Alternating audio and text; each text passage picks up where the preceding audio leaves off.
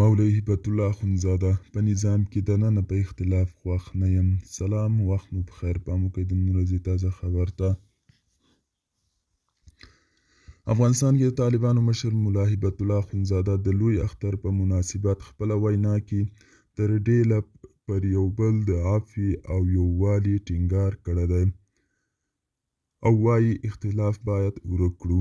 نوموړي په خپل دغه نږدې 25 دقیقیز غږیزې وینا کې چې د ملي ټلویزیون پر اکس پاڼه خپره شوې ویلي اختر د عبادت او د عفوې ورځ ده او په دې ورځ باید د خپل منځ کې روغه جوړه وکړئ.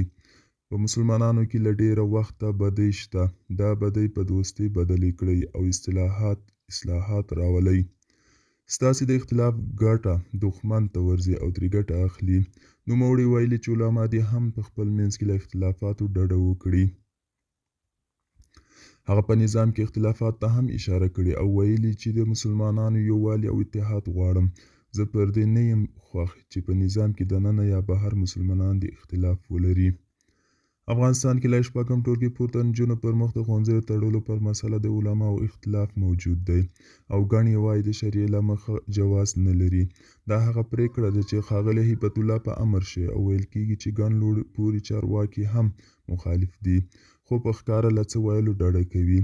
په کندهار کې د طالبانو د شورایو غړي بي بي سي ته ویلي چې ښاغلي هبت الله د نجونو د زده کړو او کار بشري حقوقونو په اړه د دیني علماو پر اختلاف اندېښمن دی. نوموړي په خپلو خبرو کې د بهرني سیاست فرعوني او شیطاني سیاست یاد کړی او پر افغانانو یې غږ کړی چې باید ټول په وړاندې متحد شي. ښاغلي هبت الله وایي د طالبانو نظام د عدالت او شریعت دین او ټول یې باید د ده په ټکو ملاتړ وکړي. دوستانو دا د نن ورځې چمتو کلی خبر تر بیا هم په الله